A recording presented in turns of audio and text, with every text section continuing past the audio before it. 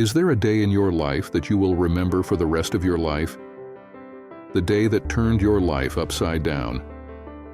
I can tell you that it was really an unforgettable day in my life.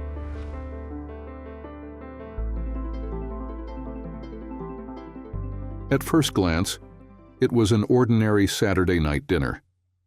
Young Rachel was there too. She spent the weekend with us as usual. I suppose I should explain why Rachel was with us. Her mother, Andorra, who I hadn't actually met at that time, was a widow working long, grueling hours as a controller for a taxi company nearly every weekend. Otterly and Rachel had become best friends at school, and over time it became common for them to have sleepovers at each other's homes.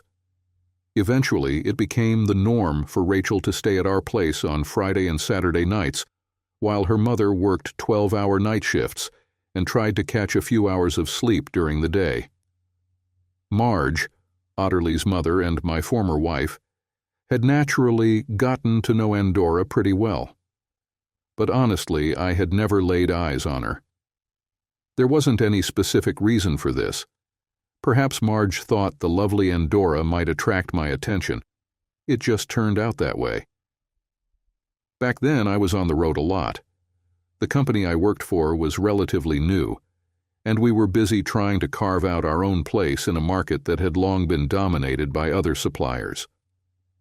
It just so happened that Marge handled most of the drop-offs and pickups. Rachel was frequently picked up from our house on Sundays by any passing taxis. I believe Rachel enjoyed the attention from the taxi drivers, who would arrive with sweets and ice creams when they came to pick her up. In fact, Otterly didn't seem to mind when they came to collect Rachel either, as she usually received the same treats they brought for her. Anyway, where was I? Oh yes, that infamous Saturday night dinner. There we were, the four of us, gathered around the table enjoying our meal. Marge had just served dessert, and I had just come back to the table after putting away the main course dishes. Without any warning or build-up, and without considering the two girls sitting with us, Marge suddenly declared, "Pete, I want a divorce. I'm leaving you." Then she began enjoying her dessert as if she hadn't just dropped a bombshell on me. "Sorry?" was all I could manage to say. When your wife of 10 years throws a statement like that into the conversation out of nowhere, your immediate reaction is to wonder if you misheard her. "I said I want a divorce. I found someone else, and I want to spend the rest of my life with him." Well, what on earth could I say in response to that? I had to keep in mind that two impressionable 8-year-olds, one of whom was our daughter, were sitting at the table, witnessing my every reaction and word. Given the circumstances, I believe I displayed remarkable control that day and the patience of a saint. Looking back, I've always been proud of the restraint I showed. For quite a while, I sat there replaying Marge's words in my mind until I convinced myself that I hadn't lost my mind and that she had indeed just told me she wanted me out of her life. I think I might have said something silly like, "If that's the case, I'll start looking for a new place tomorrow," or something along those lines. Keep in mind, I was in shock at the time, so my memory of the specifics is likely a bit hazy. Regardless, I did mention moving out of the house, but Marge responded with quite a shocker. "No, you have to keep the house. I won't need it, and you'll need it for Otterly." I stopped pretending to eat the quickly melting ice cream on my plate and stared at Marjorie. "We're going on a trip around the world, and Otterly can't afford to miss all her schooling at her age," Marge casually remarked, not even looking up from her dessert. "You've got to be kidding me," I replied, my voice louder than I intended. I wasn't holding back my emotions for Marge's benefit, but rather for the two impressionable young girls at the table with us. In hindsight, Marge probably timed her announcement during dinner, knowing I'd be more restrained in front of the kids. "I want to see the world while I'm still young enough to enjoy it," Marjorie replied, completely missing the irony in her words. At that moment, I was at a loss for words, and if the situation hadn't been so serious, I might have laughed out loud. You see, when Marge and I first got together, I was very eager to travel. I had always planned to travel the world for a few years after finishing my engineering training before settling down. When Marge entered my life, I didn't feel the need to change that plan. I imagined us backpacking through exotic locations together. However, Marge had a slightly different perspective. Like me, she was excited about exploring the world. She wanted to see places like the Grand Canyon, the Rocky Mountains, and those massive redwood trees. We even discussed destinations like Ayers Rock in Australia and New Zealand's North Island, with its boiling mud pools. A friend from New Zealand had told me about his skiing trips on the South Island. That always sounded more adventurous than the Alps. However, Marge had a somewhat different plan than mine. While I imagined that we would get married and set off right after I qualified, using the savings we'd managed to save up, I envisioned a couple of years of travel before returning to the UK to settle down and have kids, assuming we didn't find another place we wanted to stay while traveling. Marge's plan was to have children first. Ironically, she said, "While I'm young enough to enjoy them." Was that ironic or what? At that time, I thought I understood Marge's perspective. Her parents were quite old when her mother had her, and she had always been aware of that. Anyway, her idea was that once the kids were grown, we could travel the world together. Apparently, Marjorie had a change of heart.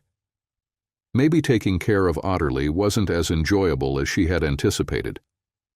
I knew she didn't like the pregnancy or the actual experience of giving birth.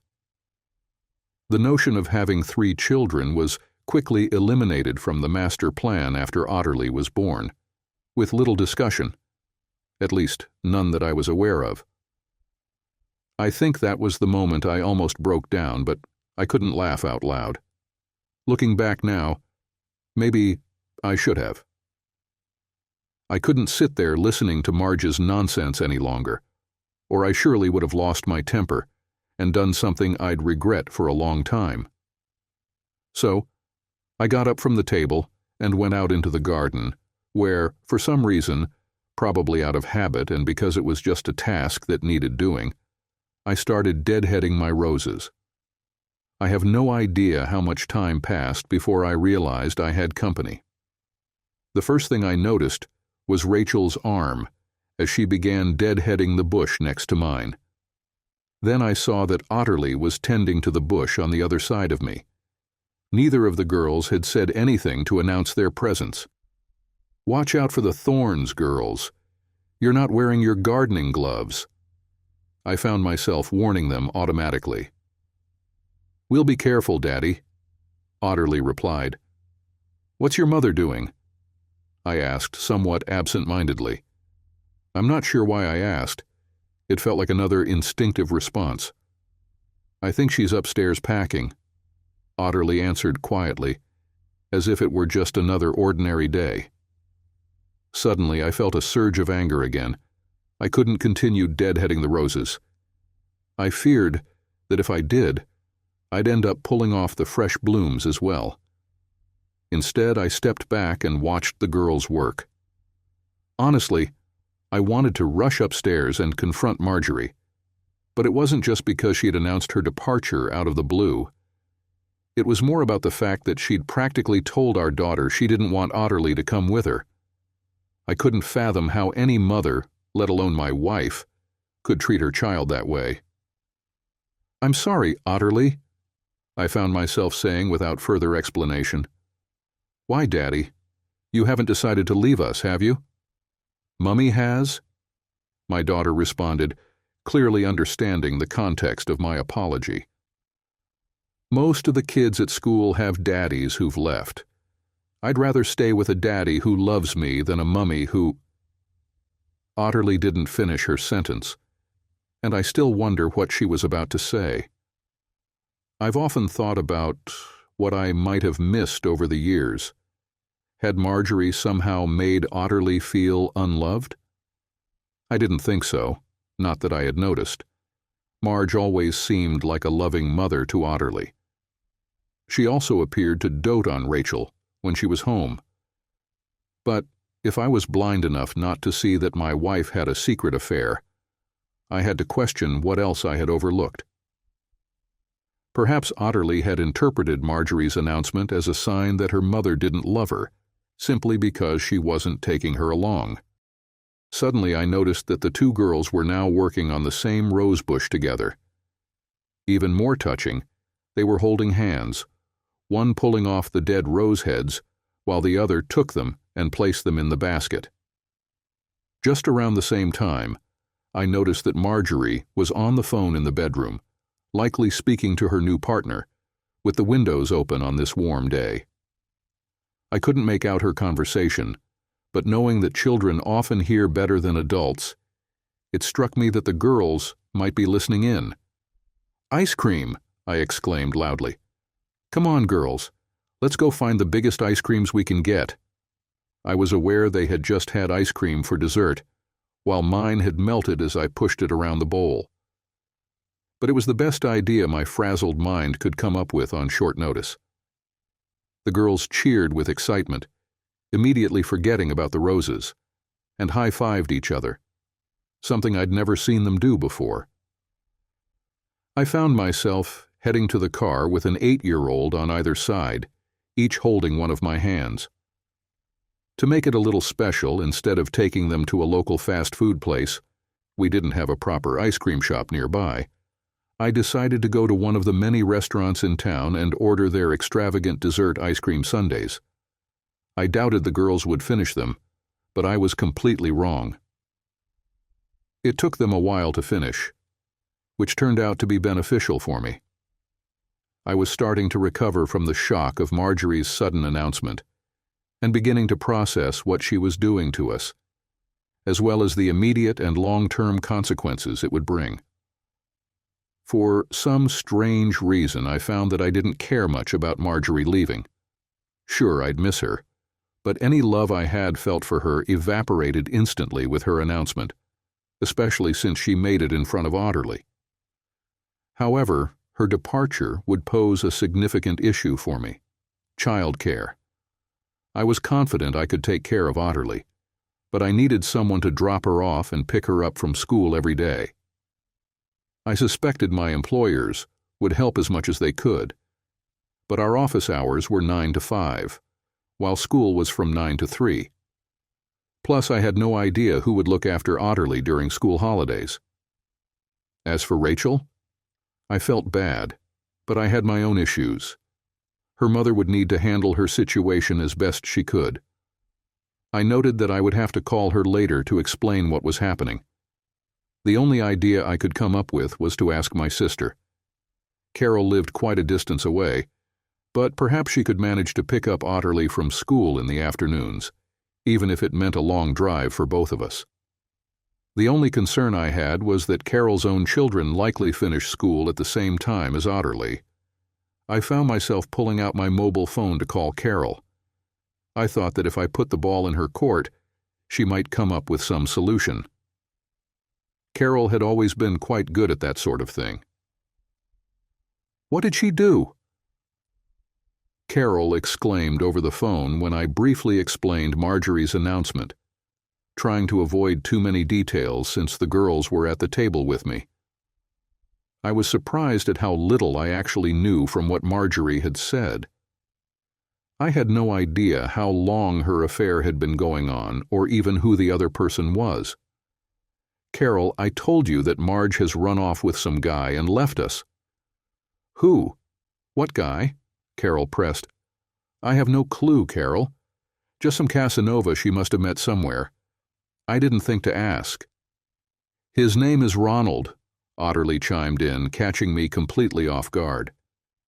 "He's a customer at the library," Rachel added, likely wanting to contribute as well. Marge had been doing a bit of part-time work at the library for the past few months, just for some extra money and to get out of the house, or so she claimed. I found myself gazing at the two girls, who were casually tackling their enormous ice cream sundaes, while I echoed their remarks to Carol. But my dilemma is with Carol. I'm at a loss about how to manage picking up Otterly from school each day.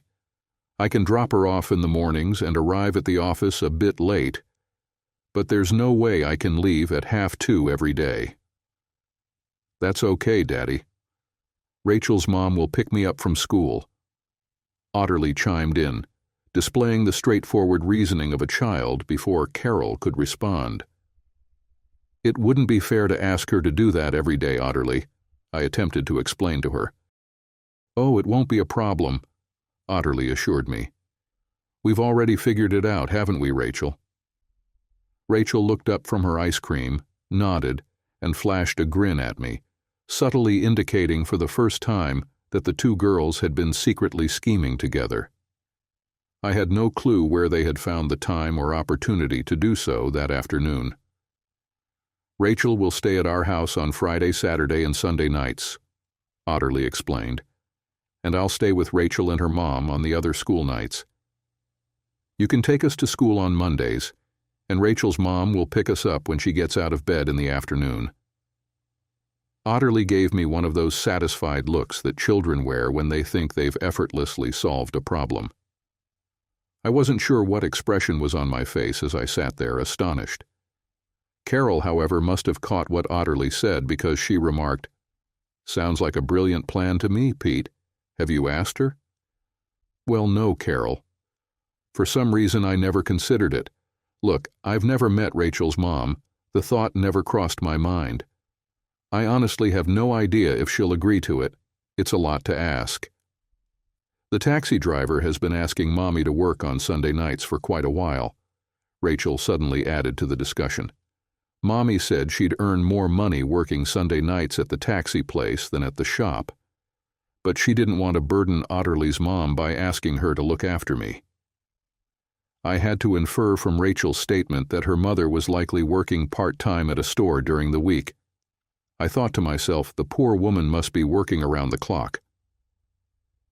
It sounds to me like the children have figured out your problem. What's Rachel's friend's mother like? I have no idea. You know I've never met her, Carol. I had to watch what I said, knowing that the two innocent little ones on the other side of the table were eavesdropping on every word. Well, I'd say you better get over there and have a word with Rachel's mother soon to see what she thinks of the children's plan. Then, shifting the topic back to Marjorie, Carol asked, "Has that woman already moved out of the house?" I really don't know, Carol. The girls and I are at a restaurant downtown. I brought them out for ice cream before, well, you know. But I think she was packing when we left. I think you should pick up some new door locks while you're in town. You certainly don't want her trying to come back. Call me later if you need anything tonight, Pete, or Frank and I can come over if you want. But if we both come, we'd have to bring the kids with us. Thanks, Carol, but I don't think that will be necessary. Honestly, I feel like I have all the support I need right here with me. The two girls exchanged grins, then looked at me and gave each other high fives again, something I would see them do countless times over the next few months. At that moment, I had no idea what those little rascals were really up to. Another thing I missed was that Carol didn't seem particularly surprised or upset to hear that Marjorie was leaving me. But then, I would never have claimed that the two women got along well. They certainly couldn't be described as close friends. Once the girls finished their ice creams, we headed back to the car. However, I didn't drive home just yet. I had a sensitive task to handle first. I needed to inform Rachel's mother that I would be the only adult in the house with the girls that evening, and to ensure she was okay with it. Given that there are some rather unusual characters around these days, and to my knowledge, Rachel's mother had never seen me before. I parked outside the taxi office and, leaving the girls in the car, went inside to look for Rachel's mother. "My name is Pete Thomas, and I'm looking for Rachel's mother," I said to the taxi driver sitting at the counter, whom I vaguely remembered picking up Rachel one Sunday afternoon. It may sound strange, but at that time I had no clue what Rachel's mother's name was. Both Marge and Otterly always referred to her simply as Rachel's mother, while Rachel called her Mummy. Several men, clearly taxi drivers on a break, were lounging in worn armchairs, sipping tea or coffee. I felt as if I had suddenly become the center of their attention the moment I mentioned Rachel. Their focus shifted from the TV in the corner of the office, and the conversation stopped abruptly when her name was spoken. "She's currently in her private office. She'll be back shortly," the man behind the counter said with a smile, nodding toward a door marked Ladies Only, which had a piece of paper taped to it reading Andora's office. I stood there, waiting and trying not to reveal that I was aware everyone in the room was watching me closely. It felt like ages until the door finally swung open, and I was taken by surprise. I wasn't sure what I had anticipated Rachel's mother would look like, but it was nothing like my expectations. She wasn't dressed to impress or anything. In fact, she wore a pair of very fitted old jeans and a matching blue blouse that clung to her figure. But wow, she had an undeniable presence. She'd look stunning even in a potato sack. On top of that, her makeup was flawless, perfectly done to highlight her features, and not a hair was out of place. She looked like a model strutting down a runway, moving with that same grace and style. I could easily see why all those drivers had shown interest when I asked about her, and why they were lingering around the taxi office. "Andorra, there's a guy here who wants to see you," the man behind the counter said. "Hi, Pete. Is there a problem?" she replied, beaming but perhaps a bit concerned. "Well, yes, no, maybe there could be," I stammered, glancing nervously at the guys who were now pretending not to watch and listen to us. "But Rachel's fine, and there's really nothing to worry about. I just think you should know what's happening. Can we talk privately?" Immediately, all the guys began to get up, probably intending to step outside to give us some space. But Andorra told them to stay put. We'd step outside instead. "What's wrong, Peter?" "You don't look too good," Andorra remarked as the door shut behind us. Then she noticed the girls pressing their faces against the car window and waved to them. "Well, the thing is, Andorra, Marjorie has left me," I blurted out. It felt odd addressing her by her name, especially since it was our first meeting. I was also puzzled by how she recognized me right away. I thought we'd never crossed paths before. "Oh my God, you poor thing," was her first response. Then her expression shifted as the implications hit her. "Oh, does this mean we have a childcare issue tonight?" "Oh no, Andorra." I still struggled with that name. "It's just that we haven't met before, and I thought, well, I don't really know what I thought. I just thought you should be aware that I'll likely be taking care of the kids alone tonight. I thought it was important you knew since we're practically strangers." "Not exactly strangers, Peter. Rachel talks about you all the time. You might not realize it, but she views you as a surrogate father. She even has a picture of you next to one of my husband's by her bed." "Oh my, where did she get that?" "I think Otterly gave it to her. Anyway, do you want me to take the night off and have the girls over? I can if you want some time alone." "Oh no, not at all. I just thought it would be wise to keep you informed. I'd be a mess if they hadn't been there this afternoon. I'm perfectly fine looking after Rachel. I just wanted you to know." "I'm sure Rachel is in the best hands, Peter." She reached out and took my hand to emphasize her point. "I'll come by and pick up Rachel in the morning." "No, you need your rest. 5 o'clock as usual will work perfectly. But maybe you could come by yourself, as we really need to discuss what's going to happen in the future. If you'd like, I can bring Rachel home." "Oh yes, the future. I wasn't thinking," Andorra responded, a look of increased concern spreading across her face. The potential long-term effects of Marjorie leaving me must have just hit her. "Don't worry. I think we can probably sort something out together. The girls already have plenty of ideas," I said, smiling at her as best as I could. Andorra seemed somewhat reassured. "Oh, right. but I'll pick up Rachel. I'm sure you have a lot you need to focus on." "Thanks, yeah, I guess I do if I could just get my thoughts organized. I'll see you tomorrow evening. And please don't worry about Rachel. She's an extraordinary young lady." "Aren't they both?" Andorra remarked as we approached the car, where she exchanged a few words with the girls, kissing them both good night and reminding them to behave. When we arrived home, there was an unfamiliar car parked in my driveway. As I pulled up to the curb, Marjorie got out and approached me. "Where have you been?" "I've been waiting here for hours," she exclaimed, then curtly informed us that she was leaving. Honestly, after the shocking news she had dropped on me earlier, I couldn't reconcile her behavior and tone with the woman I had been married to for so long. "If that's who I think it is, I suggest you tell the jerk to move his car out of my driveway before I do it for him," I retorted just as sharply. In truth, I was very close to the mark, and I felt extremely irritated with Marjorie for having him there when we returned.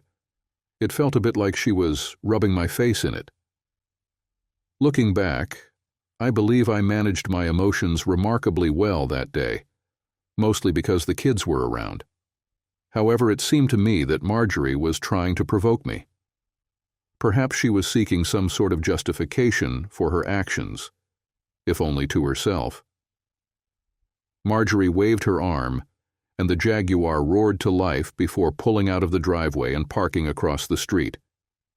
Ignoring her presence next to the car, I shifted back into gear and turned across the road to reverse into the spot where the Jaguar had been. Marjorie complained that I had almost run her over as I exited my car. "Oh, are you still here?" "I thought you'd left," I lied, walking towards the front door. But then I paused and turned to her. "Aren't you taking that?" I asked, pointing at the little Nissan she usually drove. It suddenly registered that the Jaguar was packed to the brim with her things, while the Nissan was empty. "Not much point. You might as well sell it. We're flying out of the country on Wednesday," she snapped back. "Where to?"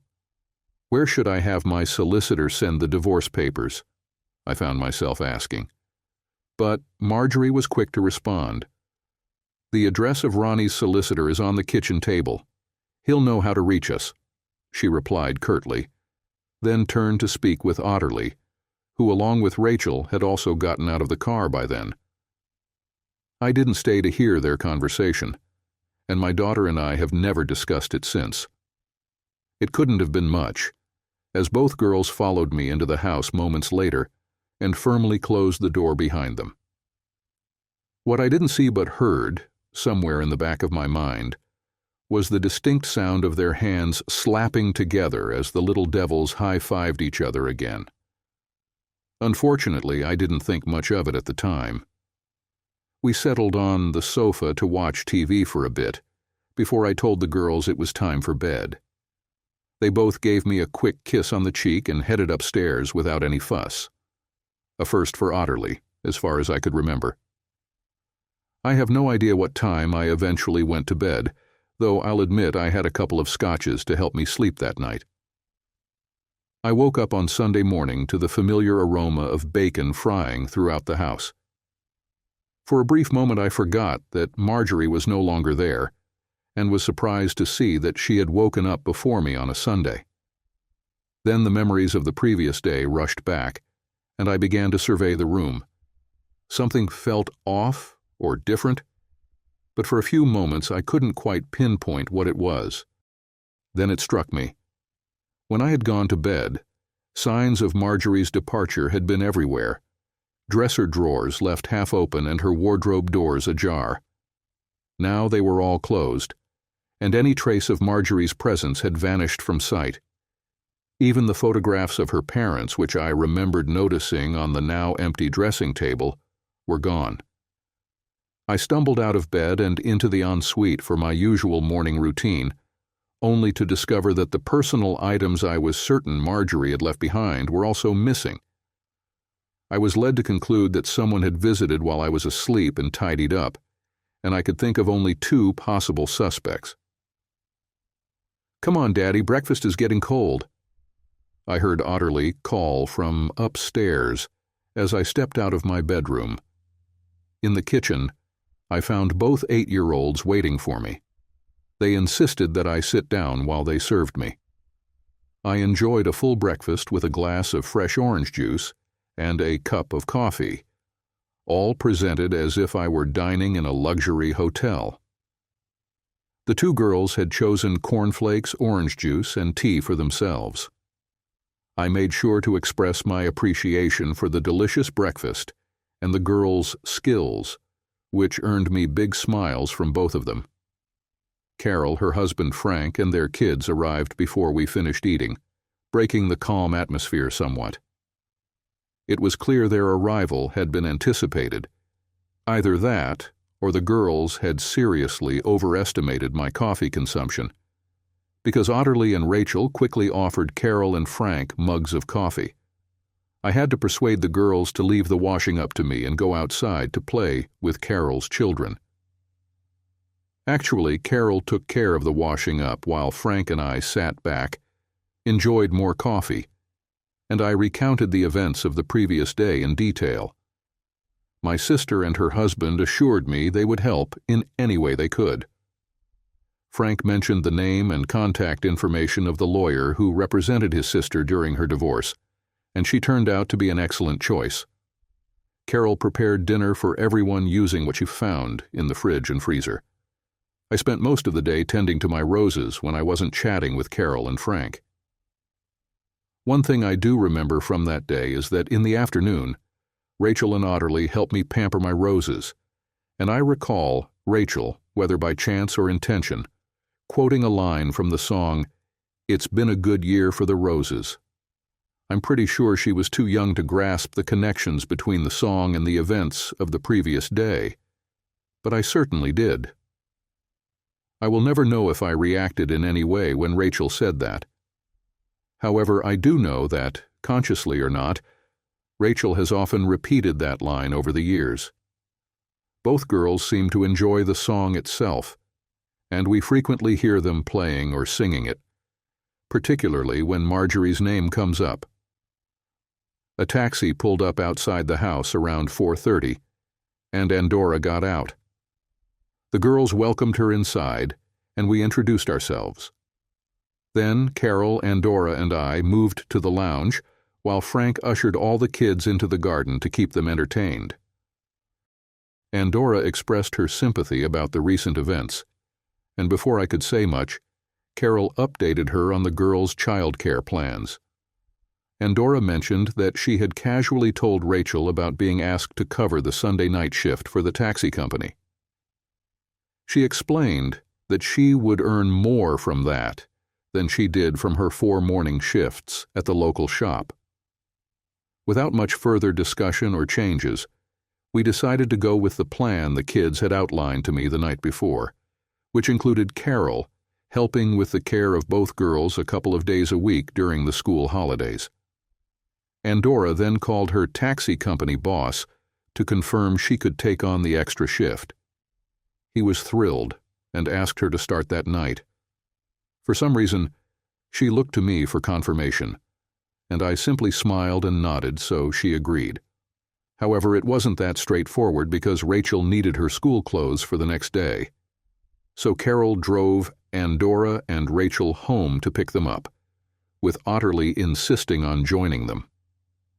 As I was bringing Rachel's bag into the house from Carol and Frank's car, a thought struck me. "Andorra, do you drive?" I asked. "Yes, but I haven't been able to afford a car since Tony left," she replied. "How about a little Micra as a runaround?" I found myself suggesting. Andorra paused to look at Marjorie's car parked in the driveway. "I couldn't," she said. "Why not?" "She doesn't want it. She told me to get rid of it. You might as well use it since you'll be taking Otterly to school and back every day." "Are you sure?" she asked. "Come on," I insisted. "Let's call the insurance company and add you as a named driver on my policy. We can take Marjorie off at the same time.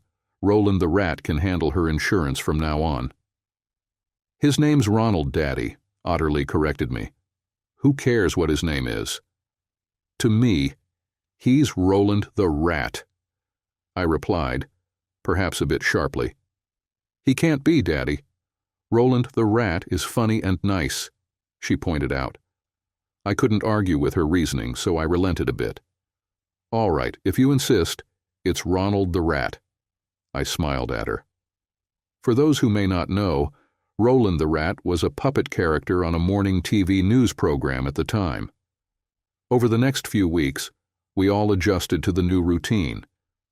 Carol, often accompanied by Frank and the kids, would usually show up on Saturday mornings to check the pantry and offer advice on restocking. Most of the time, she'd end up cooking lunch too, unless we decided to go out to eat. Okay, fair enough. Carol didn't actually wear white gloves, but she did have a habit of doing captain's rounds while at the house. Housework wasn't exactly my strong suit, but with Otterly not around, I found myself with not much else to do in the evenings. So, I started doing small chores regularly, and I think the house was mostly up to her standards, since Carol didn't seem to have much to complain about.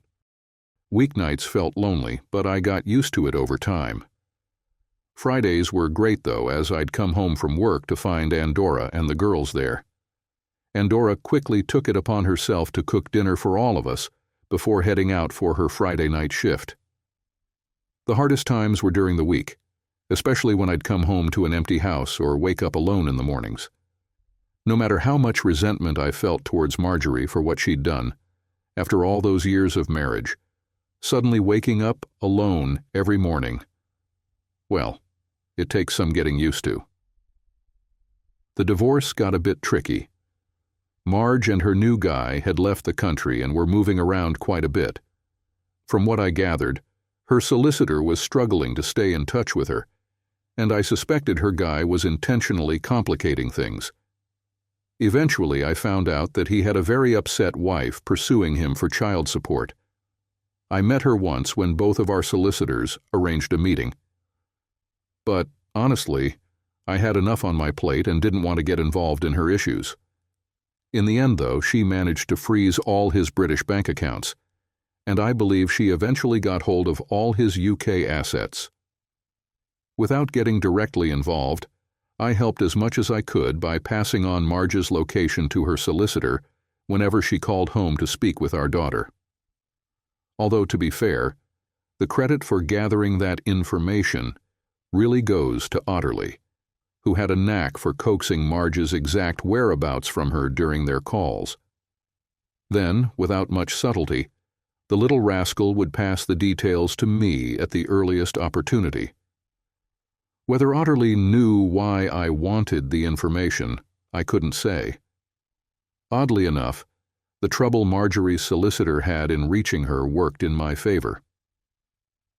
During another court appearance where her solicitor requested yet another adjournment, explaining that he was still waiting on a response from Marjorie, the judge lost his patience. He demanded to know where Marjorie was, and when the solicitor had to admit he had no clue, the judge turned to me. "Do you have any idea where she is?" he asked. "I'm sorry, sir," I said, standing up. "But I haven't spoken to or had any direct contact with my wife since the day she walked out on our daughter and me." I made sure to emphasize her abandonment of Otterly, and technically, since I hadn't spoken to Marjorie directly since she left, I was telling the truth. I conveniently forgot to mention that Marjorie called Otterly every 3 weeks or so. But, hey, that wasn't what the judge asked, right? And you know how they go on about answering questions without adding extra details. I'm not entirely sure, but I assume the judge was having a bad day, or maybe he was even handling Marjorie's lover's divorce as well, and had run out of patience. Suddenly, I heard him say something about unreasonable behavior, the grounds for my divorce, and how Marjorie's failure to stay in contact with her own solicitor could be considered one such behavior. He then suggested I had grounds for desertion and declared he was granting the divorce immediately, giving me full custody of Otterly. "I can't see how shared custody would work in this case," the judge remarked. "If Mrs. Thomas can't even communicate effectively with her own legal representative, what chance would Mr. Thomas have in making shared decisions about their daughter's welfare?" He then turned to Marjorie's solicitor. "Mr. Thomas," he said, looking directly at me, "from today I'm granting you full and exclusive custody of Otterly. Mrs. Thomas's parental rights are hereby terminated with one condition." He glanced back at Marjorie's solicitor. "If Mrs. Thomas wishes to appear before me in person within 21 days, I may reconsider. Will you try to inform her of that?" Marjorie's solicitor, looking rather embarrassed, said he'd do his best to get the message to her. The judge raised an eyebrow and then turned back to me.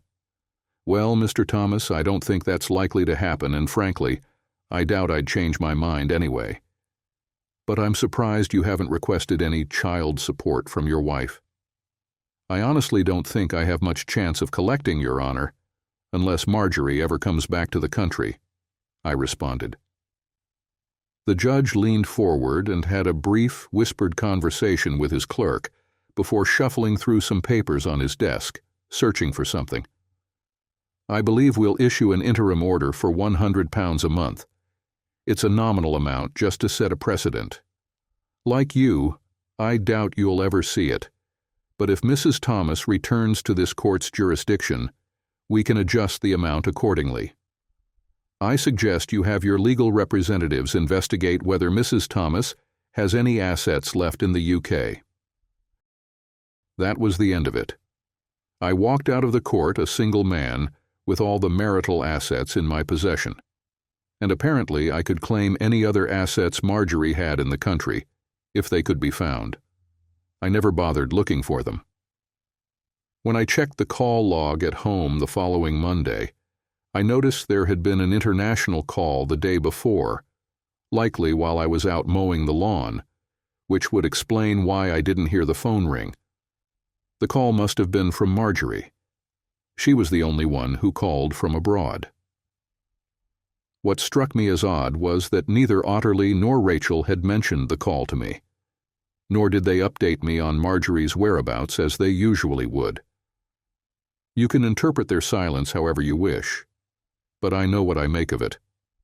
Although I hadn't discussed the divorce much with Otterly, since she hadn't been in court that week, I did wonder how the girls found out about the 21-day deadline.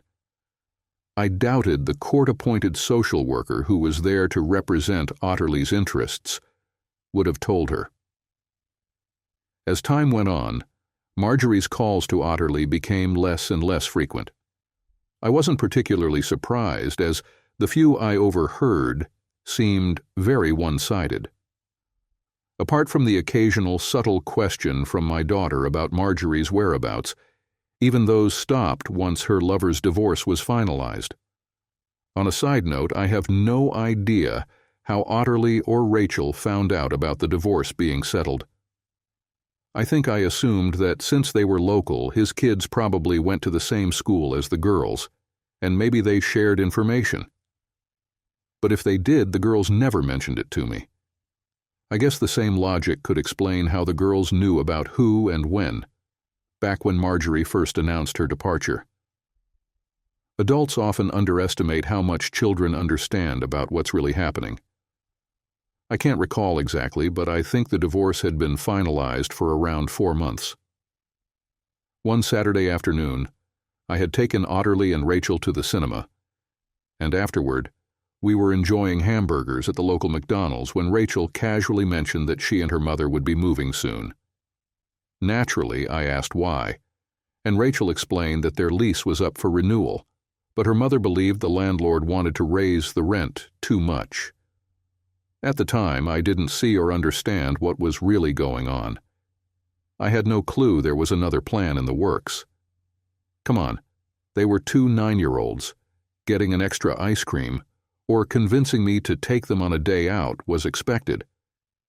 But the idea that they were plotting to get me to invite Andorra and Rachel to move in with Otterly and me? That hadn't even crossed my mind. The trap was set the following Friday evening while we were all having dinner that Andorra had prepared before heading to her shift at the cab office. Otterly, apparently innocently, asked Andorra if she had found a suitable flat yet. Before Andorra could respond, Rachel started sharing horror stories about the places they had visited. Andorra managed to chime in, saying the flats weren't quite as bad as Rachel made them out to be. For some reason, I completely missed the fact that if Rachel had seen those flats, then so had Otterly, since the two girls were always together, regardless of whether Andorra or I was watching them. Then Otterly made a suggestion that, if I had been a little more skeptical, I should have seen coming from a mile away. "Dad, we've got a spare guest room upstairs," Otterly pointed out. "Why can't Rachel and Aunt Andorra move in with us? Rachel already has her own bed in my room, and it would save us from going back and forth between houses." Honestly, I have to admit, I thought Otterly's idea wasn't a bad one. It would save a lot of running around, and Andorra wouldn't have to pay rent on her flat, among other things. I glanced at Andorra for some kind of cue, but she avoided meeting my eyes. It was an awkward situation. If I turned down the suggestion outright, Andorra might take offense. On the other hand, she might not even like the idea, and by leaving the decision up to her, I could be putting her in an uncomfortable spot. I figured the best approach was to be a little vague.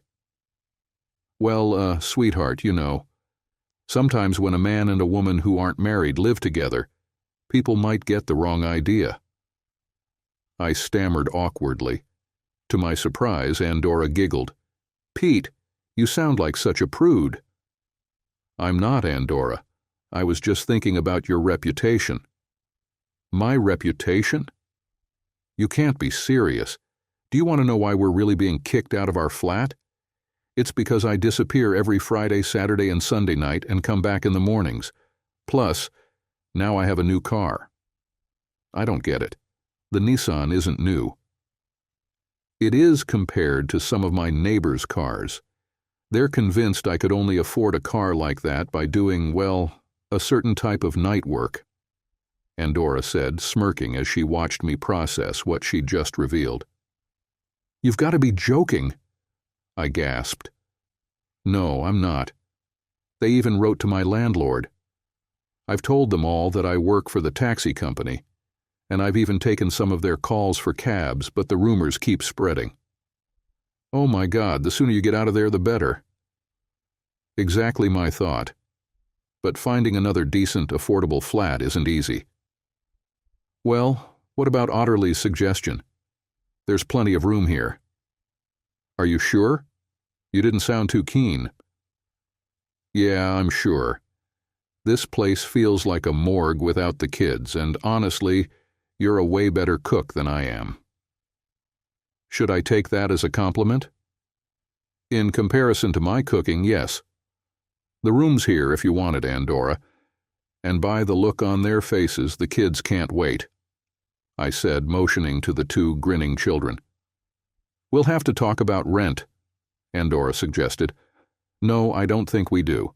Housekeeping's not exactly my strong suit, and like I said, you're a better cook than I am. How about you become a sort of cook/housekeeper?"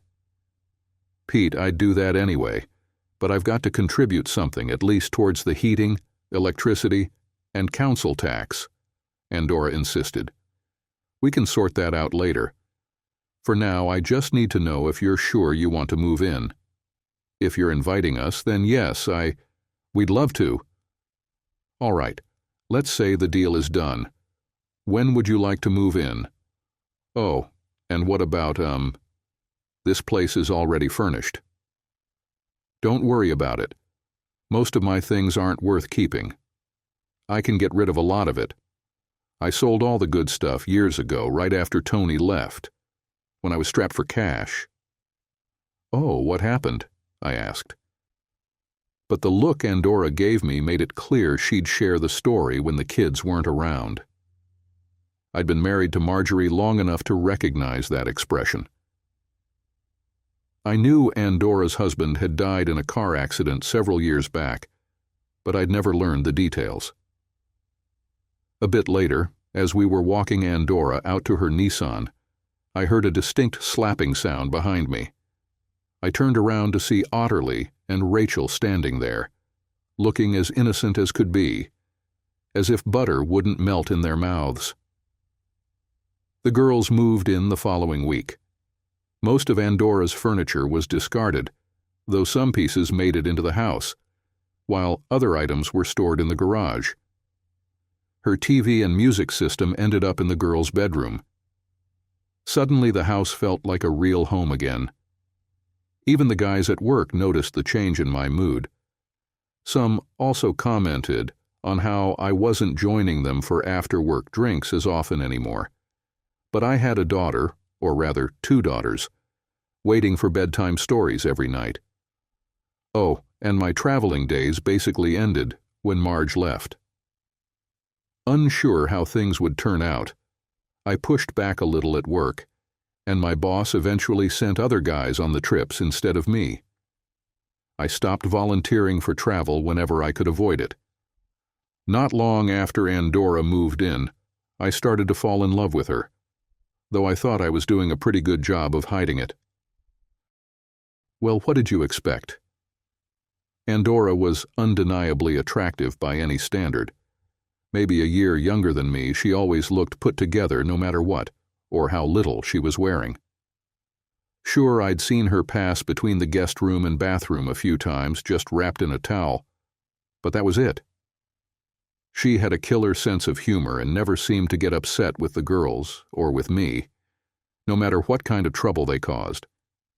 She even seemed to overlook my quirks. Look, I never claimed to be an easy guy to live with. I'd been drawn to Andora from the moment I first laid eyes on her, so it wasn't really surprising.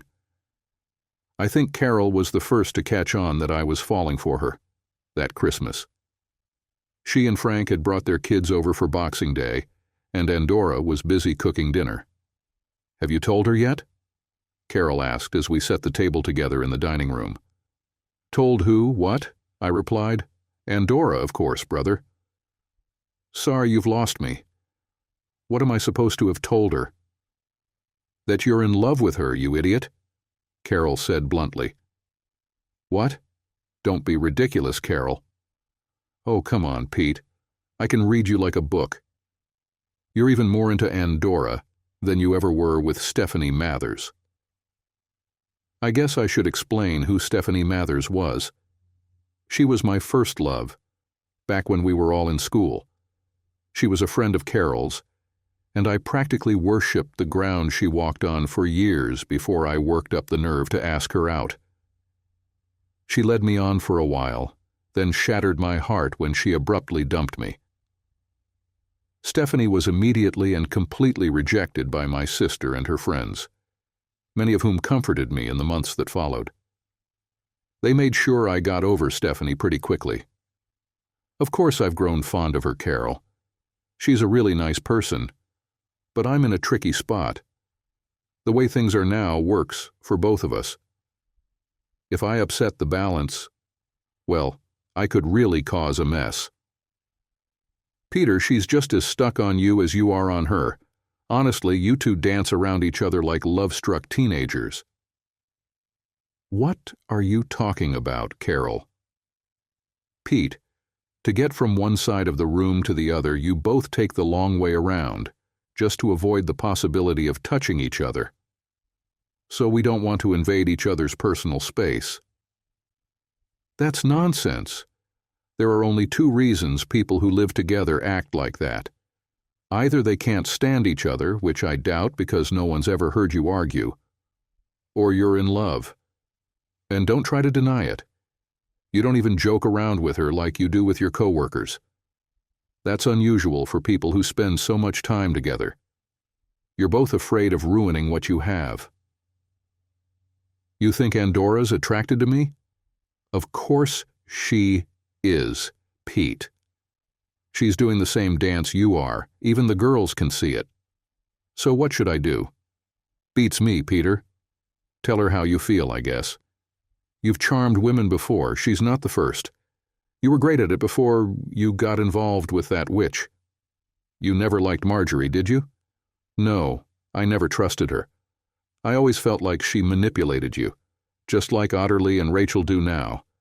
But those two girls genuinely love you, something I never believed Marjorie did. Oh, you're wrong, Carol. Marjorie loved me when we were married. Believe what you want, Pete. You saw love. I saw someone taking the easy route. You had a great job for your age, and she was along for the ride. Frank wasn't making half your salary when I married him. I always thought Marjorie only saw pound signs in you. No, Carol, you must be mistaken. Maybe. But it doesn't matter now, does it? Peter, you've been given a second chance at happiness. There's a woman in the kitchen who I'm pretty sure is in love with you. You just need to figure out how to break the ice. Before we could continue, we heard Andorra approaching. She came into the dining room to check on how the preparations for the meal were going, so Carol and I had to change the topic. During dinner, Carol kept glancing at me and subtly nodding towards Andorra. She also seemed to be sharing a private joke with Otterly and Rachel, but I don't think anyone else noticed. Over the next couple of days, I almost brought up the subject with Andorra a few times, but I kept chickening out at the last minute. New Year's Eve came around, and Andorra was working. Carol and Frank had taken the girls, so I could attend a party with some colleagues from the office. I didn't want to leave the girls behind, but everyone insisted. A conspiracy again? I doubt it. Too many unrelated people were involved. What happened that night must have been a coincidence. Around 4 a.m, the party was winding down. Those who were going home had already left, and most of the remaining people had crashed wherever they could find space. Not finding any comfortable spot to crash myself, and being far too drunk to consider driving home safely, I decided to call a cab. "Hey, beautiful, can you send one of the guys to take me home?" Maybe not exactly what I said, but close enough when I called Andorra at the taxi office. "Are you drunk, Pete?" Andorra asked. "You bet, babe. I had trouble figuring out which of these two phones to dial. I'll have one of the boys there in 5 minutes. Thanks, sweetheart. Oh, and Pete." "Yes, gorgeous. Try not to throw up in the back seat." "Have you ever seen me throw up when I'm drunk?" "I've never seen you drunk, Peter, so I have no idea what you'd do." "You'd be surprised." "I bet I would. Anyway, Phil's on his way, and please don't mess up his car. We've already got enough guys trying to get PKE smells out of theirs." "Your wish is my command, my love." "If only you meant that." "What?" "Never mind, Phil's outside now." "How about you see if you can find your way to his car?" Andorra said, laughing before the line cut off. "Jesus, Pete, you've had quite a bit to drink," Phil, the driver, said as he helped me into the back seat. Clearly, he knew who I was, even if I had no clue who he was. But as we started driving, I realized, even in my drunken state, that we weren't heading toward my house. "You're going the wrong way," I slurred at him. "You're going to need someone to put you to bed, mate, and I'm not doing the honors. But I think I know who will. It's quiet now, so one of the guys can handle the phones for the rest of the night." Honestly, I must have passed out because the next thing I remember was Phil and Andorra pulling me out of the back seat. Okay, maybe I played up being helpless a little, especially when Andorra snuggled under my arm to help me inside. Although I needed Phil's help to navigate the stairs to my bedroom successfully, once he left, I was back to playing dead as Andorra started to loosen my clothes to make me more comfortable. You can often get away with saying foolish things when you're intoxicated. With your inhibitions lowered, you find yourself expressing thoughts you'd never dare to share when sober. It seemed like the perfect moment to test my luck, although perhaps the alcohol didn't assist me in picking the right words. Suddenly, the ideal opportunity arose. Andorra leaned over me, looking directly into my eyes from a very close distance. "You know, you're quite a babe, Andorra," I managed to mumble. "And what does that mean?" she replied. "It means you're delicious and I'm hungry," I slurred, likely wearing a drunken grin. "Oh, is that so? Well, I doubt you could keep anything down if you ate it. How much have you had to drink tonight?" "Not enough." "Good grief, Pete. You're completely wasted." "Yeah, but if I'd had a few more, I might actually have the courage to tell you how much I love you." A broad smile spread across Andorra's face. "I'll believe that when you can say it sober. Now get some sleep, and we'll see how you feel in the morning." "Good night, Peter," she said before standing up to leave the room. "No, you can't go," I insisted. "I might get sick and choke." "Well, where am I supposed to sleep then?" she asked. I managed to grab her arm as she stood, gently pulling her down onto the bed beside me, and she didn't make any move to get up again. We said nothing else, and eventually I must have drifted off to sleep quite quickly considering how much I'd had to drink. Andorra was right. The daylight pouring through the bedroom window didn't help my head at all. I was also a bit disappointed to find that she was no longer lying next to me. I attempted to lift my head from the pillow but quickly realized it wasn't the best idea. I must have groaned in pain. "Here, drink this." I heard Andorra call from behind me. "What is it?" I asked, trying to shield my eyes from the sunlight as I turned to look at her. "Well, it's not likely to be poison until after we're married, right? I need to ensure I can access your life insurance before I take you out." "And how do you know I won't turn the tables and take you out first?" I replied with a playful jab. If Andorra wanted to be funny, I figured I'd match her wit. "No, you couldn't do that. You have 2 daughters who would need someone to care for them. One of them is yours." "That's not how they see it, Peter. They think of themselves as sisters, and both consider you their father." "And what about you?" "I suppose I'm seen as Otterly's mother now. Have you not noticed that the Aunt Andorra thing has faded? She's called me Mummy several times in the past week." "Really? I hadn't noticed." "I know, and you didn't blink when Rachel started calling you Dad a few weeks ago either." "Oh, I'm not very observant, am I? Has she truly been calling me her father?" "Daddy, to be precise. She's been calling you that for about a month now. Even Carol and Frank have picked up on it." "Oh, did you discuss this with Carol on Boxing Day?" "I talked about many things with Carol on Boxing Day, Peter." "Ah, that explains it." "What do you mean?" "Why, she's already planning her wedding outfit," I replied, managing a weak smile despite the little guy in my head wreaking havoc with Thor's hammer. Andorra stared at me, still holding the mysterious concoction she had made. "Well?" I asked, after what felt like an eternity without a response. Andorra sat there looking confused.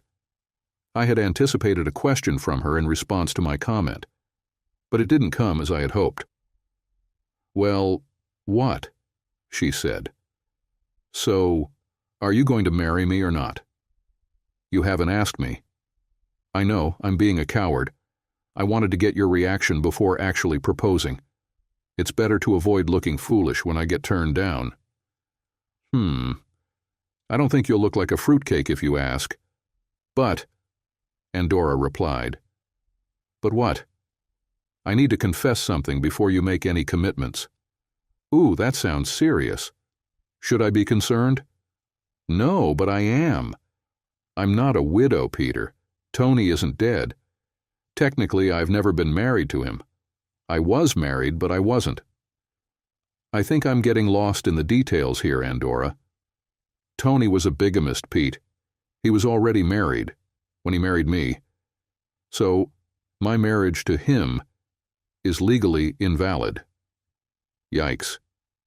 You could say that. He married 3 of us at different times and then fled the country during his trial. That's why I told Rachel he was dead. If they ever find him, he'll be in prison for years. Not that I think they will. He probably conned another woman into marrying him by now. So you're not a widow, and you were never married, I clarified. No, I guess you could say I'm technically an unmarried mother. It's just easier to tell people I'm a widow. In that case, will you do me the honor? I never got to finish my question, and Andorra never had the chance to answer. I don't even know what happened to that drink she made for me. Instead, we spent the next hour rolling around on the bed and the floor, like teenagers, my headache almost forgotten. Actually, we were just kissing, cuddling, and whispering sweet nothings to each other. It was enjoyable, even though my head still hurt. With a headache like that, I doubt I could have done much anyway. When Frank brought the girls home around 3 in the afternoon, Andorra and I were sitting in the kitchen, planning how to break the news to them. Surprisingly, we didn't really need to say anything. The little minxes seemed to sense it right away. Perhaps it was because Andorra was nearly on my lap when they burst through the door. They paused, staring at us for a few seconds before high-fiving each other and then coming over to hug us both. I felt like we had neon signs flashing above our heads when Frank walked in, did a quick double-take and said, "Congratulations. When?" Both Andorra and I interpreted that as asking what date we had set for the wedding. This led to further discussions, including a call to Carol, and we eventually settled on a date, somewhat arbitrarily, sometime in mid-February. Andorra and I preferred a more understated celebration, while our girls were leaning towards something much more extravagant. In the end, we compromised on something in between. We decided to hold the wedding at the registry office, followed by a small but luxurious reception, since neither of us had many living relatives. We chose the registry office because it allowed us to avoid the hassle of having banns read or worrying about announcements in the parish newspaper. Notices like "Spinster of this parish accompanied by attended by her daughter" might have raised some eyebrows, especially since Andorra was supposed to be a widow. After Frank went home, Andorra faced the delicate task of handing in her resignation to her boss at the cab company. I couldn't allow my wife to work night shifts for countless reasons. This wasn't about personal pride or distrust. It was more a matter of personal preference. I was fed up with not sleeping alone. That night, Andorra and I had another significant decision to make before going to bed. We ultimately chose to sleep in separate bedrooms until after the wedding. We both understood it would be challenging to justify our stance on intimacy outside of marriage to the girls if they saw us sharing a room beforehand. However, that didn't stop me from developing a routine of going home for lunch most days once the girls returned to school. Sure, I took some long lunches, but no one at the office seemed to mind, likely because it positively impacted my overall demeanor. Andorra worked her last shifts at the cab company the following weekend. On Sunday morning, we needed several taxis to transport all the flowers and boxes of chocolates home, which led to weeks of rationing for the girls. Andorra skipped her shift that Sunday night. Some of the drivers and their wives took us out for a meal and a little celebration at a local pub, as taxis were scarce in town that evening. The wedding arrived almost before we knew it, and everything went remarkably well. Our girls were impeccable bridesmaids. I believe Andorra and Carol spent more time perfecting their looks than focusing on mine. But then again, as I've mentioned before, Andorra would look good in anything. We didn't have a traditional honeymoon, just one night in the honeymoon suite of the plush hotel where we held the reception, with the girls staying with Frank and Carol's kids for the night. Our master plan was to escape for most of the summer holiday that year, along with the girls. That first year, we spent 5 weeks exploring Florida, the Caribbean, and Southern California, never staying in one place for more than a few days and trying to see and experience as much as possible. About a week or two after the wedding, I came home from work one evening and immediately sensed that something was off. The girls seemed happy enough, but Andorra appeared anxious about something. It was after the girls were tucked in bed that she finally shared her concerns with me. "Rachel knows that Tony isn't dead?" she said as I came down from reading the girls a chapter from their book. "Christ, how did she find out?" I asked, taken aback. I was certain we hadn't discussed him while the girls were even in the house. "I have no idea, but I've suspected something was amiss since we moved in here. You know those pictures by the girls' beds? Well, the beds in the girls' room are arranged parallel to each other. There are 3 small cabinets, one on each side and one in the middle. The center cabinet displays 2 pictures, one of Andorra and one of me. The outer cabinets feature pictures of Marjorie and Tony, respectively. Andorra later discovered that the girls had been placing Marjorie and Tony's pictures in the drawers almost every night. It suddenly occurred to me that I hadn't seen either picture that evening. Eventually, Andorra confronted the girls about why they were hiding the pictures. Rachel responded, "They don't want us, so we don't want to look at their pictures." Further conversation revealed to Andorra that Rachel was aware her father hadn't died in a road accident, but had actually run away, although she seemed unclear about the reasons. Out of embarrassment, Andorra decided to keep Rachel uninformed about the details. She didn't want to explain to the child that she was technically illegitimate. Although Andorra worried for a time about how Rachel would react to the knowledge that her father was out there somewhere, the child didn't seem to care at all. Personally, I felt that this information actually brought the girls closer together. Andorra turned out to be an ideal wife. In fact, she was an incredible mother to both of our daughters. Not only did she excel in caring for the kids, but she was also exceptionally patient with me during busy times at work. Despite what Otterly may say, I do have my flaws, but Andorra appears to overlook them without ever bringing them up. She has a fantastic sense of humor and has come up with numerous ways to excite me in the evenings, playfully teasing me until the children are either asleep or we are. There are times when my nights can be quite exhausting. By the start of summer, Marjorie's phone calls to Otterly had nearly ceased altogether. I can't say I'm surprised. Otterly had adopted a different approach, becoming aggressive and quite vocal whenever Marjorie did reach out. I know she was upset with her mother, but both Andorra and I had to intervene and reprimand Otterly for calling Andorra her new mummy during their conversations. Otterly abandoned that tactic and instead focused on reminiscing about the fun we had when we went out as a family, frequently mentioning Daddy's wife and my sister Rachel. Andorra and I had several discussions about Otterly's attitude toward Marjorie and how she spoke to her on the phone. Ultimately, we realized that we couldn't create an endless list of words and phrases that Otterly wasn't allowed to use. With Rachel's support, Otterly would inevitably find new expressions, no matter what we prohibited.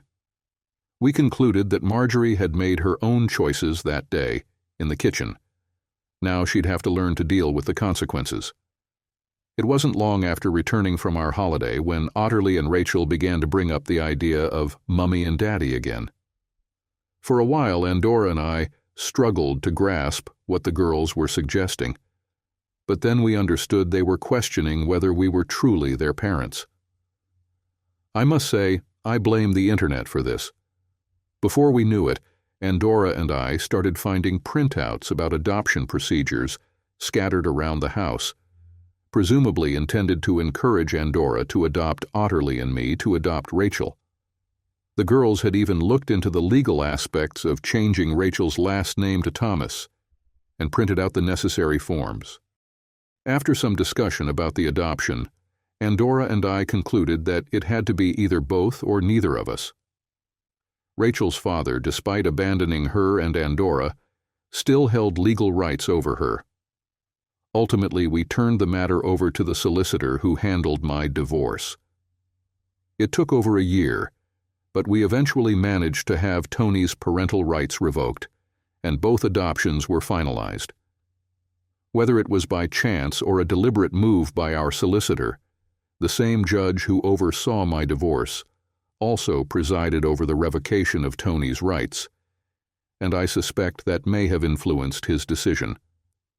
Legally, our family was now composed of Mr. and Mrs. Thomas, along with our daughters, Otterly and Rachel. We talked about expanding our family, but ultimately decided against it, or at least that was our intention. Not long after our marriage, I received a promotion at work, which came with a higher salary and the chance to delegate more of my responsibilities. Our summer trips became a regular occurrence. I genuinely believe Andorra organized them as a way to make up for the travels I missed in my youth. During the second year of our marriage, we spent 5 weeks exploring Europe. In the third year, we ventured to India, a surprisingly vast country, and Sri Lanka. For our fourth year, we traveled to Australia and New Zealand, though we mistakenly arrived in the middle of their winter. But then again, being British, we had a bit of trouble noticing the difference. By the time our 5th summer arrived, we had become seasoned travelers. Otterly and Rachel, both now 14, each had their own video cameras and were getting quite skilled at documenting our adventures. This year's itinerary included Canada, the northern United States, and Alaska. Throughout most of winter and spring, all 3 of my daughters had been busy planning every detail. At that point, I mostly let them handle it, occasionally suggesting a lesser-known destination I had heard about years ago, knowing we'd visit it during our trip. However, there was one thing none of us had considered. About 2 years after our wedding, Andorra and I started receiving Christmas cards from Marjorie. While Otterly had always received birthday and Christmas cards from her, we were puzzled as to why she suddenly began sending them to us as well. We couldn't send anything back because none of the cards included a return address.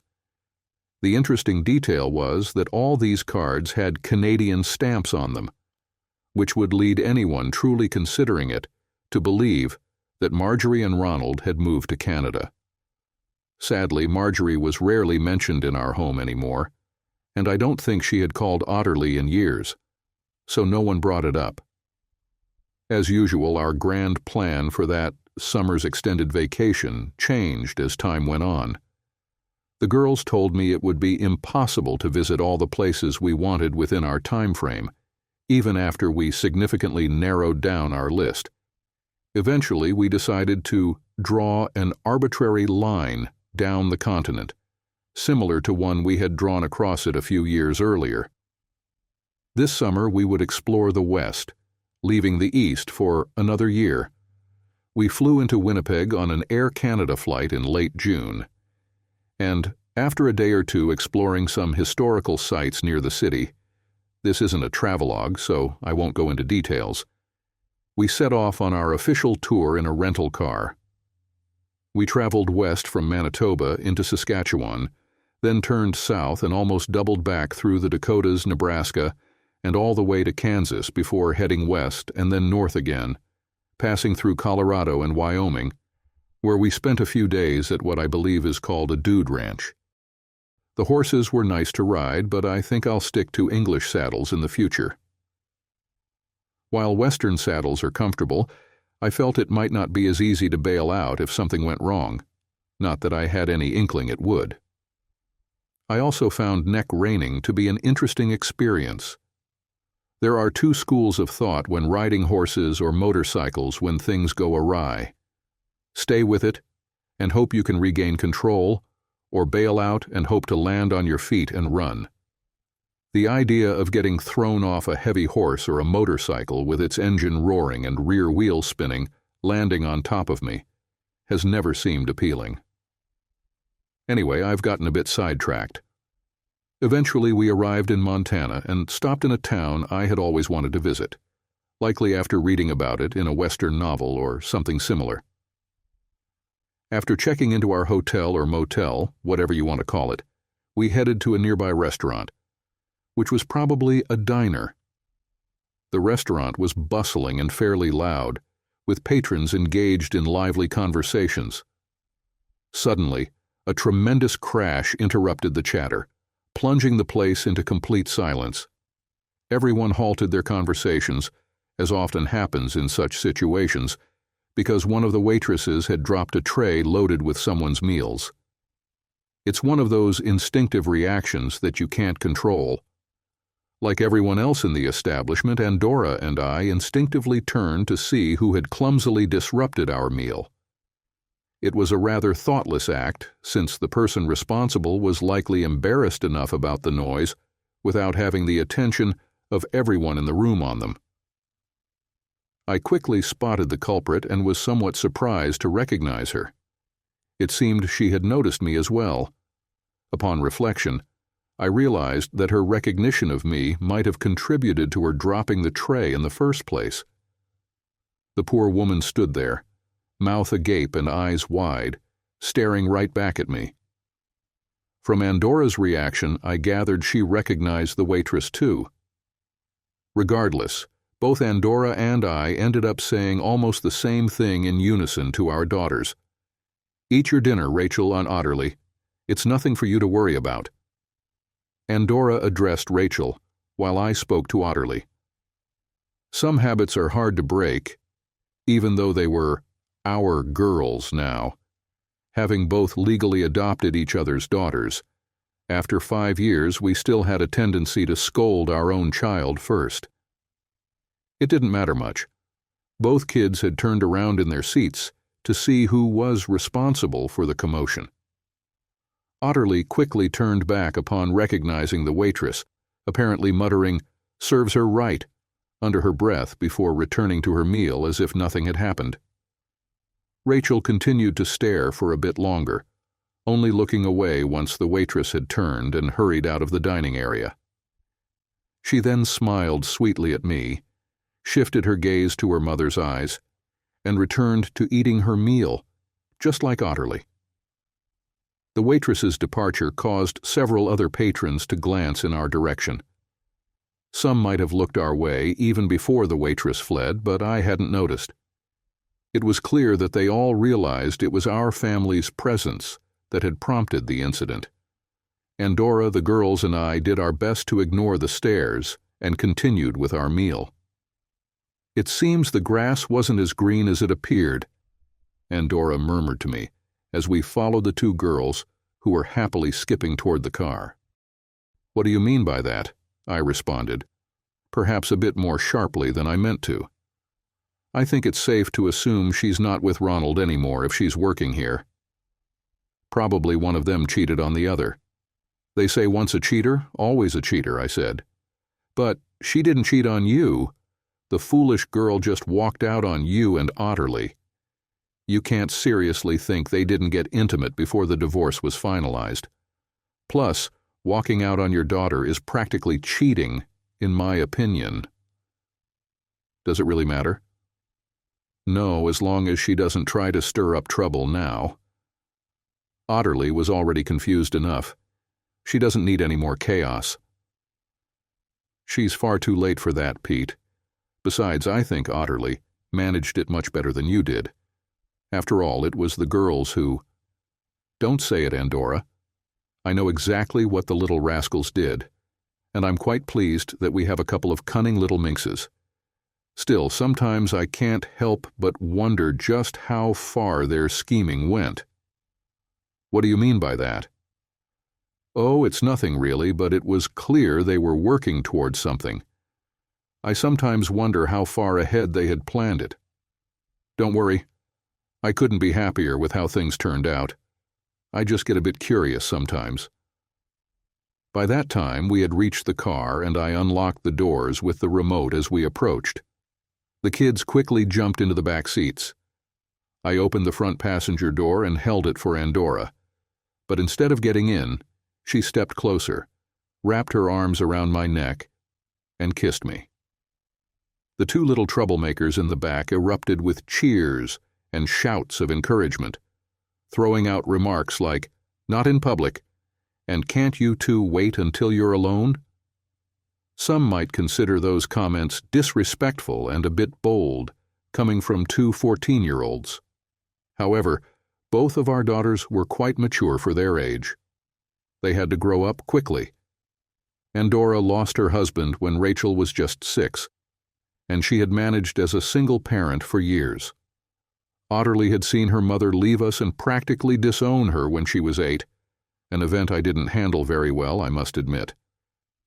Yet with Rachel's help, my daughter had stepped up, showing a maturity beyond her years. Suddenly, Andorra broke the kiss and stepped back slightly.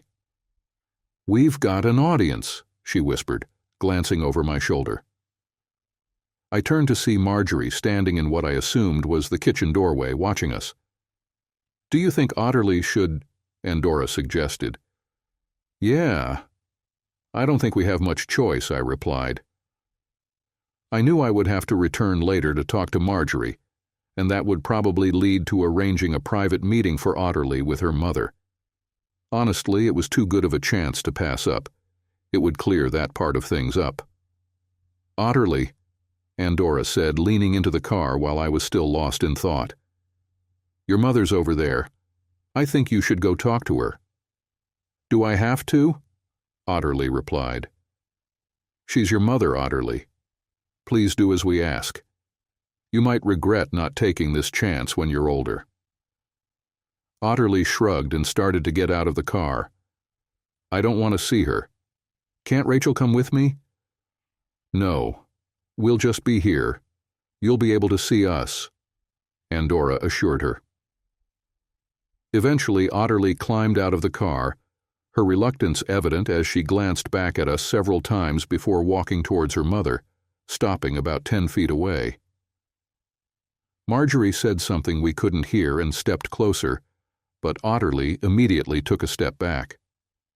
It was frustrating not to hear their conversation, although I suspected Otterly didn't say much anyway.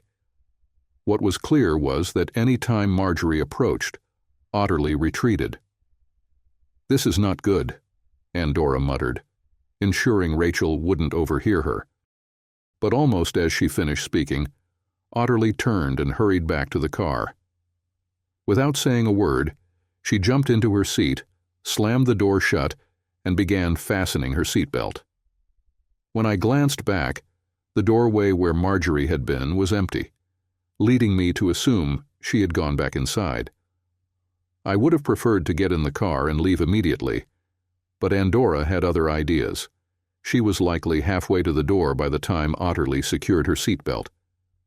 So I stood there awkwardly for 10 minutes until Andorra returned. I gave Andorra a questioning look when she finally got back into the car. In response, she shot me one of those looks that seemed to be directed at me, but her eyes quickly flicked to the two girls in the back seat. The message was clear: keep quiet and drive. We'll talk later. That afternoon, we planned to hike along a path by the river to see the falls the town was named after. It seemed the hydroelectric facilities had diminished some of their original splendor, but they were still impressive. As was typical on these outings, Andorra and I never pushed our luck with hiking. The two girls took the lead, which allowed Andorra and me to converse. "So, what did she say?" "He's gone.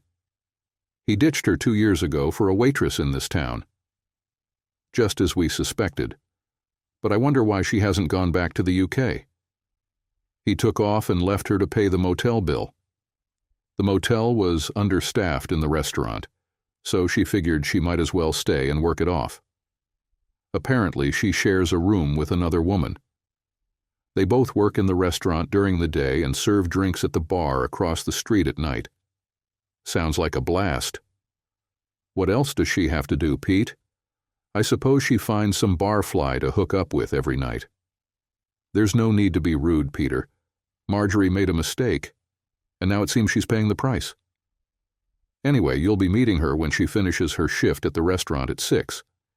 She only has a couple of hours before she has to be at the bar, so you can chat while I take the kids somewhere else to eat. And Dora, what on earth am I supposed to say to her? You need closure, Peter, no matter what you think. You should sit down and have a conversation with her, and keep in mind that she is Otterly's mother. It's a shame she didn't keep that in mind. Those were Marjorie's exact words, Peter. She regrets her actions, and I believe she wants to apologize to both you and Otterly. Unfortunately, I don't think Otterly is ready to accept that apology just yet. That was clear from what happened during lunch. But eventually, I'm sure she will. We just need to make sure we don't lose track of her again. You have a generous perspective on this, given what Tony did to you. Pete, is there really any benefit to going through life filled with hatred? What Tony did to me could be seen as worse than what Marjorie did to you, and even to Otterly. For a while, I harbored hatred towards him and the other women he tricked into marrying him. Then one day, as we all sat in the police station waiting room, I realized we were all in the same situation. We had all been deceived, and none of us was at fault. So, we ended up becoming friends. Tony, what good would it do me to waste my time cursing him? If he ever shows his face again, I'll turn him into the police at the first opportunity. But I won't squander my time or feelings hating him. I have more important people to care about. And Dora drew me in and kissed my cheek. And think about it. If Marjorie hadn't run off with that guy, where would we be now? That's a valid point, Andorra. I know it is, my love. Well, we should get moving. It's already past 4. I was waiting in the restaurant parking lot when Marjorie finished her shift. She came out accompanied by another woman with very dark hair, who studied me closely before heading off on her own. Marjorie seemed anxious, not the self-assured woman I remembered from when she confidently managed the kitchen all those years ago, although she still looked quite attractive. Hi, Peter, thanks for coming. The bar should be quiet at this hour. Shall we go over there to talk? I avoided responding verbally, but gestured for her to lead the way. I followed Marjorie to a booth at the back of the bar. It was clear we were expected. I had noticed the dark-haired woman sitting at the bar chatting with the bartender as we entered, and the booths near ours were all empty. The dark-haired woman came over, placed 2 beers on the table, and said something to Marjorie, which I believe was in Spanish. Marjorie just nodded in response. I assumed she had picked up the language during her travels. You wanted to see me, Marjorie, I reminded her, indicating that I hadn't requested this meeting. I'm just sorry, Peter, she finally whispered, and I barely caught her words. I'm not. You did me a huge favor, I replied. Come on, I'm not suited to be a bleeding diplomat. Yeah, Andorra definitely came out on top. I should have realized she'd get her claws into you the moment I was gone, she responded bitterly. It was the other way around, Marjorie.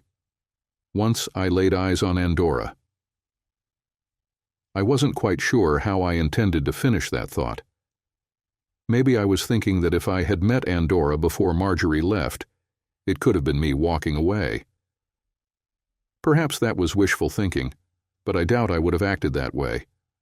I'm the type of guy who is too bound by duty and responsibility to be so selfish. Sometimes one can't help but wonder if that might be a flaw. I found myself asking Marjorie, what happened to that lover boy, and where did he get all his money? He left his wife and kids with nothing, which led to all his bank accounts being frozen. Ronald's money? That's a joke. You mean everyone else's money? He was a con artist, Peter. He's wanted everywhere. I wouldn't be surprised if that's the reason he ended things with me. I helped him with some of his scams, and we had to make a hasty exit from Argentina when my face ended up in the local papers. I think he crossed into Canada once he heard the FBI was looking for him at the motel here. Coincidentally, he was with one of the waitresses from the diner. Isn't it ironic that I'm now stuck doing that waitress job? Weren't the FBI after you too?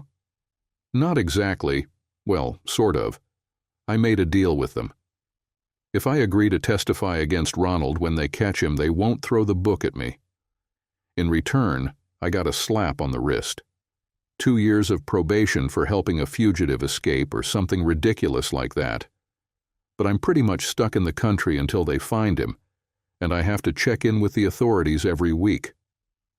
Luckily, Buster, the deputy I report to, is usually here or at the diner. Are you still in debt? I was drowning in it. I signed for practically everything, including the rental car that Ronald and that woman took off in. I'm almost out of it, but I still owe a couple of $1,000. No, Pete, I can't.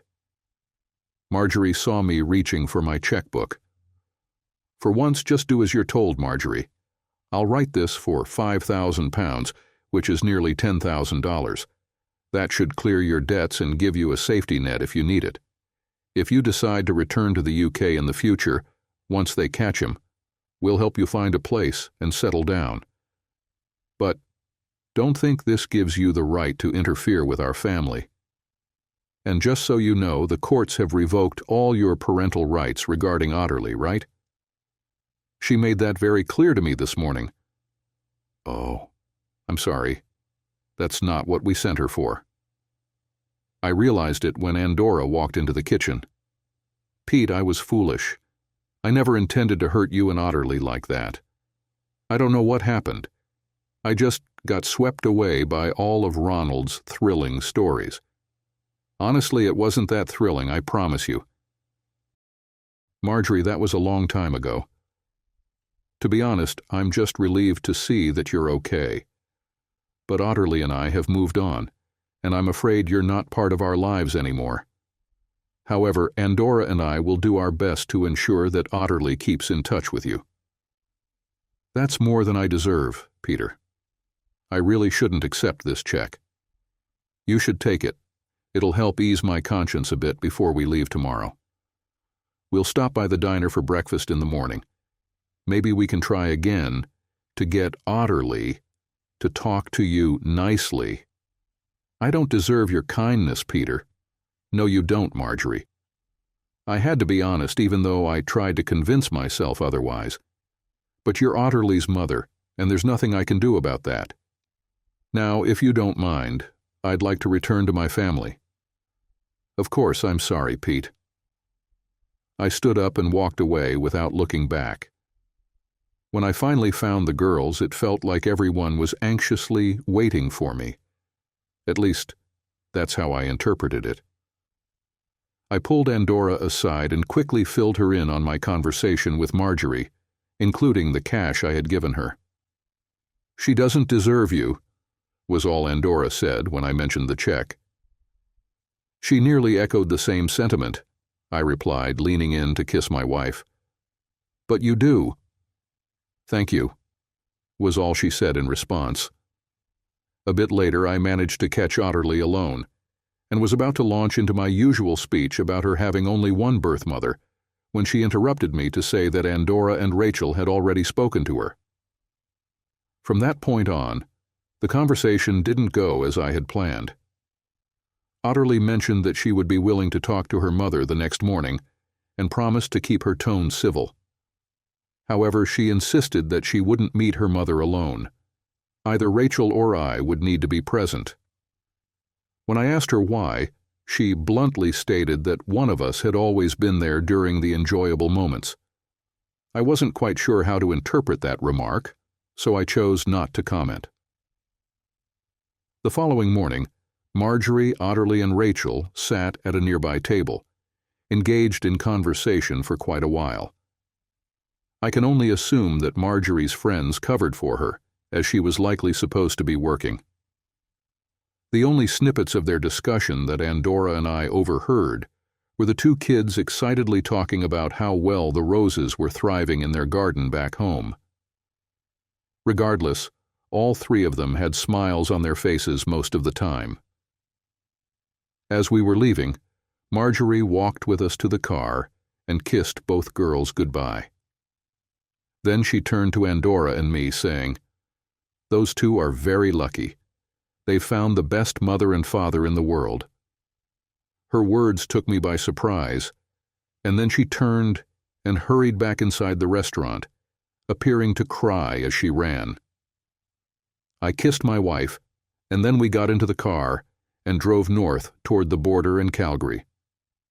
From what I could see in the rearview mirror, neither of the children seemed to look back or appeared upset about leaving that town behind. Life goes on.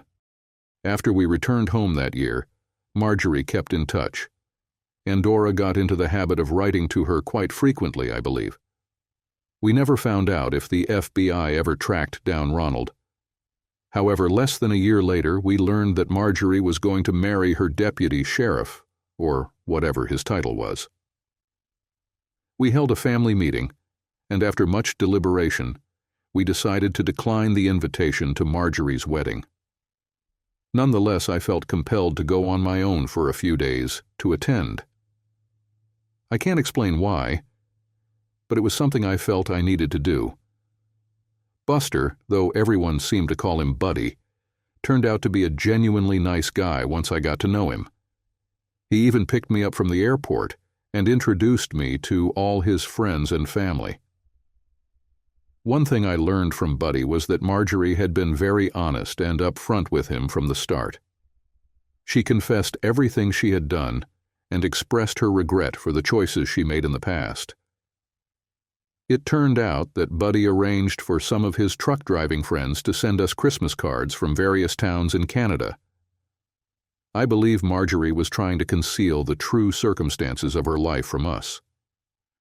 It feels a bit strange to give your own ex-wife away at her wedding, but I suppose someone had to do it. Maybe that was my reason for going. It provided a sort of closure for me.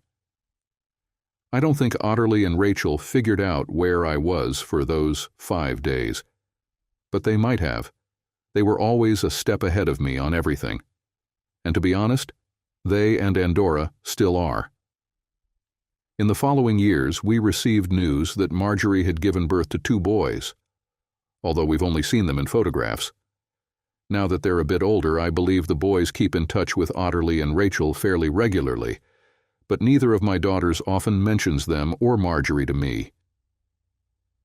Otterly and Rachel both married 2 brothers in the end. Honestly, I sometimes feel quite sorry for those poor guys. The girls remain incredibly close and certainly hold all the power in those marriages. Whenever our 2 daughters team up for some scheming, it takes a special kind of man to come out on top. I don't think I ever managed that. Each of them has 2 children, and suspiciously enough, in my opinion, they both gave birth remarkably close together, both in timing and location. Andorra and I have enjoyed watching our grandchildren grow up to be so much like their mothers.